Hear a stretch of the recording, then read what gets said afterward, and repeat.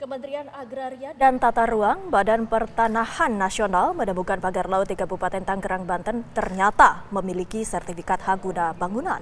Atas temuan itu, Kementerian Kelautan dan Perikanan menegaskan bahwa ruang laut tidak dapat disertifikasi sehingga surat yang diterbitkan ilegal.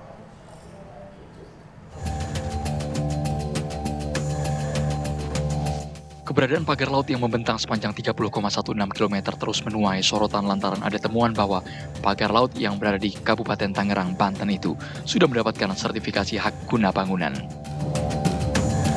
Kementerian Agraria dan Tata Ruang Kepala Badan Pertanahan Nasional Nusron Wahid membenarkan ada 263 bidang dalam bentuk sertifikat hak guna bangunan.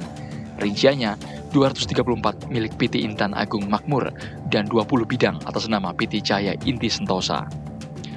Menteri ATR BPN memastikan selama proses pemeriksaan jika terindikasi cacat hukum, maka akan dibatalkan SHGP-nya. Benar adanya, lokasinya pun benar adanya, sesuai dengan aplikasi kami, yaitu ada di Desa Pohon, Kecamatan Pakuaji, Kabupaten Tangerang. Jumlahnya tadi sudah saya sampaikan 263 bidang dalam bentuk SHGB, 234 bidang atas nama PT Intan Agung Makmur, 20 bidang atas nama PT Cahaya Inti Sentosa. Kami masih punya kewenangan itu karena sertifikat ini terbit tahun 2023. Berdasarkan PP, kalau selama sertifikat itu belum usia 5 tahun dan ternyata dalam perjalanan terbukti secara faktual ada cacat material, ada cacat prosedural, dan ada cacat hukum, maka dapat kami batalkan dan dapat kami tinjau ulang. Sementara itu, Menteri Kelautan dan Perikanan Sakti Wahyu Trenggono telah melaporkan kepada Presiden Prabowo Subianto bahwa pagar laut tidak berizin.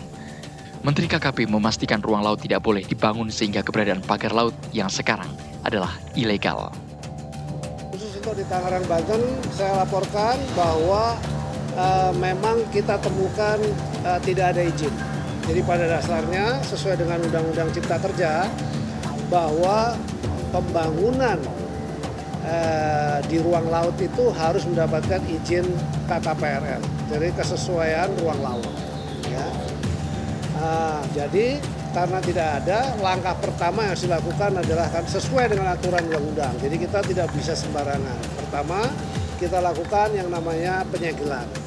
Setelah kita lakukan penyegelan, kita identifikasi siapa yang punya. Kan pada saat kita lakukan penyegelan kan nggak tahu nih siapa yang punya. Ya, kalau di dasar laut tidak boleh ada sertifikat. Jadi itu sudah jelas ilegal juga. Nah, artinya memang ini kan dilakukan proses pemagaran itu tujuannya adalah agar tanahnya itu nanti naik. Semakin lama semakin naik, semakin naik. Jadi kalau ada ombak datang, begitu ombak surut, dia ketahan. Sedimentasinya ketahan. Boleh dibilang seperti reklamasi yang alami begitu. Menteri KKP juga memerintahkan Dirjen Pengawasan Sumber Daya Kelautan dan Perikanan untuk membongkar pagar laut dalam waktu maksimal 2 kali 24 jam. Tim TV One mengabarkan.